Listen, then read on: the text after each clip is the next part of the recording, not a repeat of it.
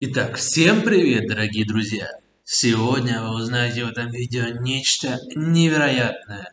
Я думаю, кто в курсе уже знают и наслышан, что совсем скоро заканчивается этап особого рынка, когда биткоин в скором времени приобретет коррекцию и будет, естественно, падать в цене. И все инвестора,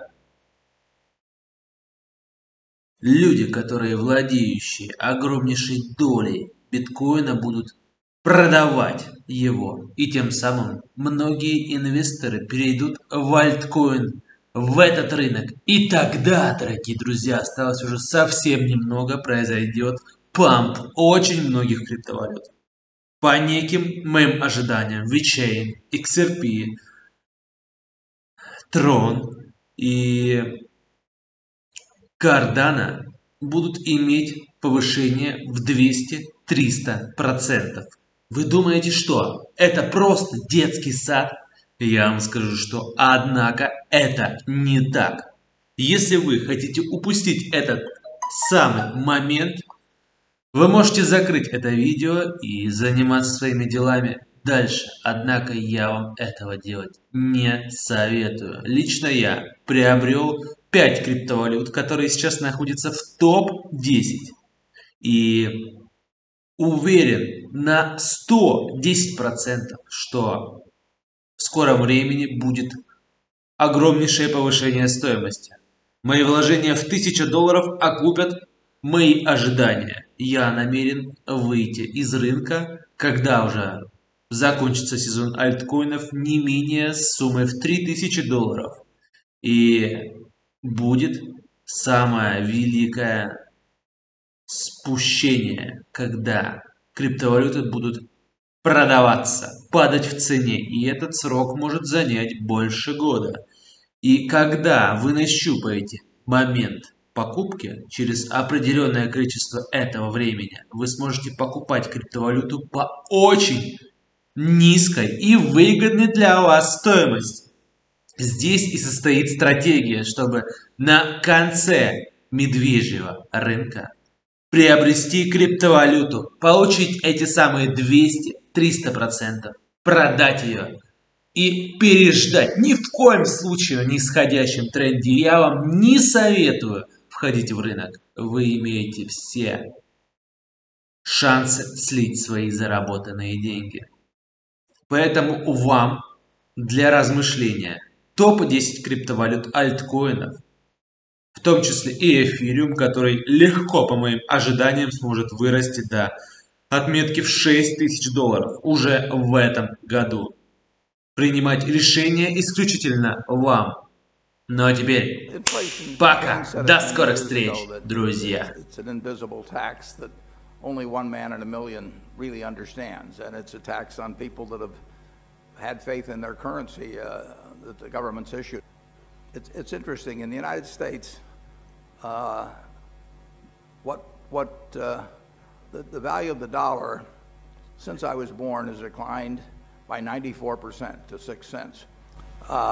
So inflation that they're relatively unfamiliar with or new, and it's just an interesting activity, being a financial regulator and sitting in your chair. So, I mean, when you think about the technology and the challenges that poses, how do you go about the business of identifying and keeping your eye out for the risks, again, not just in or associated with the product, but with the technology itself as it becomes either commoditized or infiltrates the traditional financial marketplace?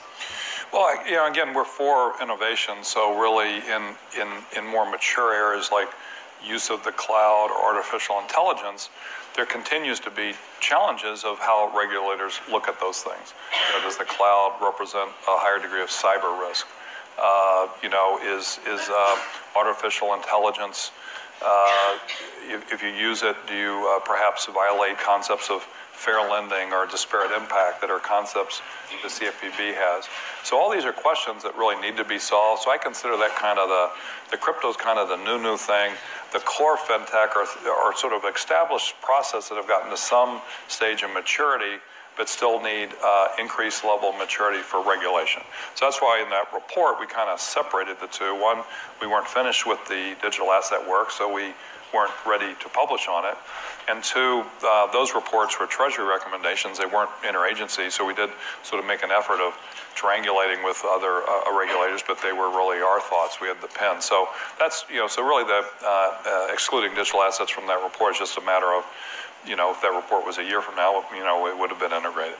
But I do think it's important to look at the nature of fintech, and these are fairly traditional, addressing fairly traditional financial services needs. It's sort of, in some ways, a disruptive marketing technique. It can be a disruptive credit analysis technique. Speed to market innovation can be quicker, but it's largely sort of overlapping with what we would all consider traditional financial services. Crypto, digital, blockchain technology is like a whole nother step. So I guess the first thing is to get the first phase right, and I think we put out a framework that we're moving forward on. I think on digital, so 3 to 5 years is tricky. If you'd said 30 years, I think I'd give you a more accurate vision. I think 3 to 5 years has a lot of dependencies on, does our economy reopen in the next 6 months? What happens with the presidential election? What happens with China on various immediate issues of national security? So, but what I would say is, if you kind of assume a steady state on all of those things, what I think will happen is 3 to 5 years from now, I think banks will be connecting to blockchains the same way that they connect to SWIFT and ACH and other networks. Right. Once they do that, the nature of banking will begin to change, because while banking will always, I believe, be the key on-ramp and the key value-add service provider to people's financial services lives, they will not be the bottleneck of the transaction of financial services. Instead, they will be nodes on a network along with a lot of other nodes, many of which won't be banks. And that will really change, I think, and allow banks to focus on what they're best at and what we really need them to do. So I think that will happen for sure. I do think that in a world of geopolitical instability, crypto assets in general will grow and become a more significant part of people's lives. That's one of the reasons why, I believe Bitcoin prices are going up in an environment of perceived instability, as people start to believe that the sovereigns are, maybe not as trustworthy as they once were. Bitcoin is not generated by any sovereign. Maybe that's a thing to hang on to. So I think you'll see more of that. But over time, the world tends toward more stability, right? Things reach equilibriums. And so since decentralized things are more stable than centralized things, I would predict that the movement that started 200 years ago with the first Bank of the United States, a movement toward more decentralization, will continue.